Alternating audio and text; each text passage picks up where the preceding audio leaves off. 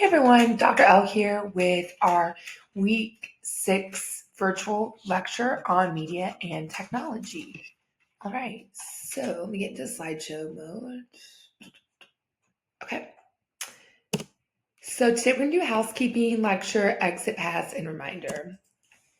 Just as a final notice, the movie study guide for Flag Wars was due last Sunday at 11:59 p.m. I know that there was at least one student who emailed me at the time of making this video about having issues with accessing the film since we had that temporary database from the librarian. So if you had any issues completing that assignment, just email me and let me know what's going on, and I'll sort of help troubleshoot as needed.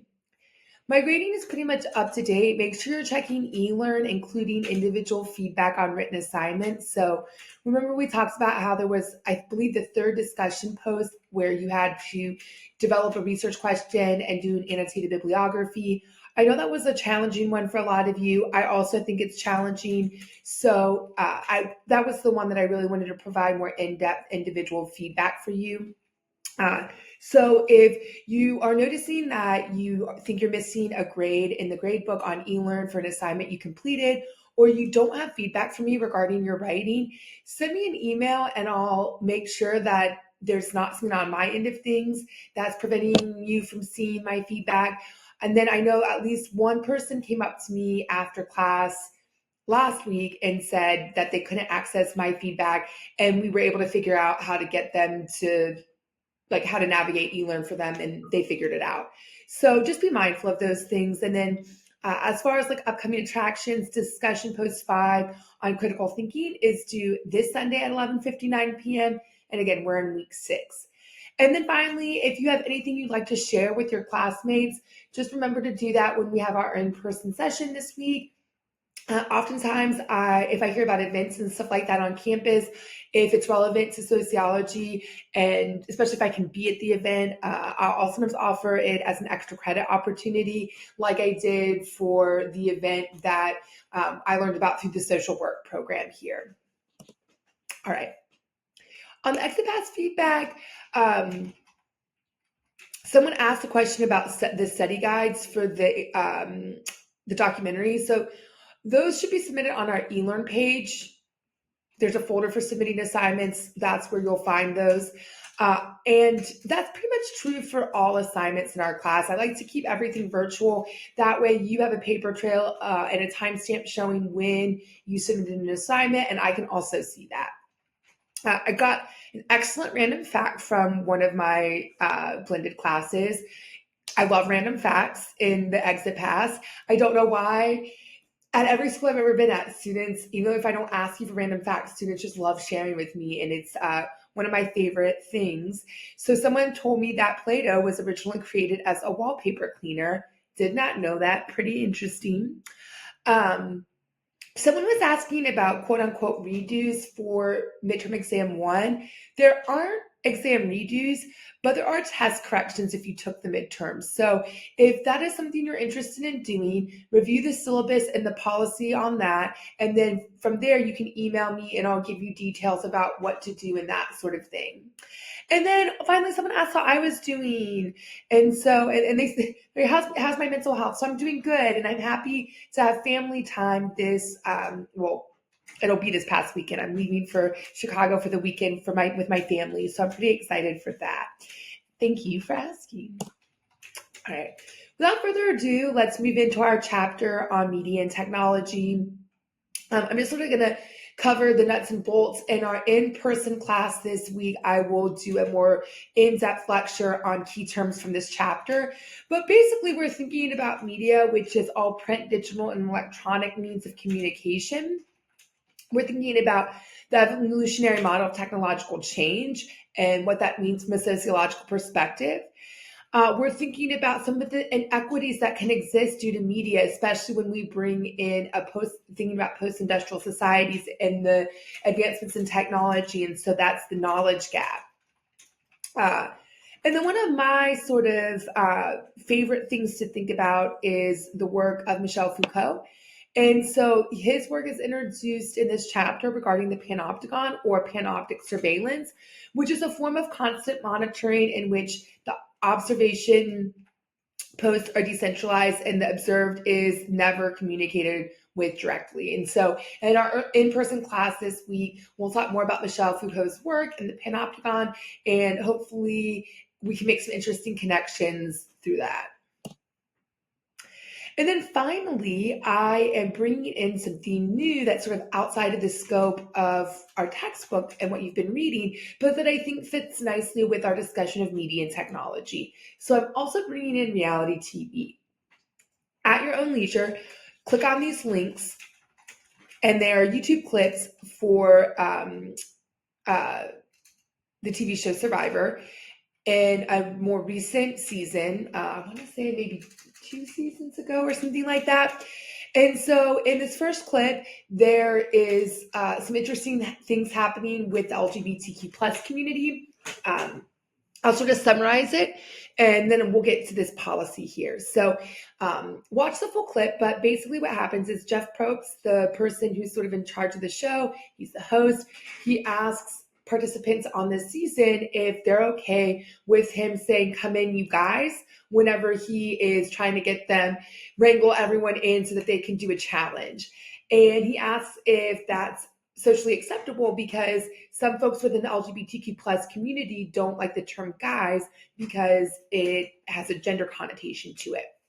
And so, long story short, there's some interesting conversations about whether or not it's acceptable amongst the castmates, and they do some tokenizing of one of the cast members who presents queerly and is assumed to be part of the LGBTQ plus community.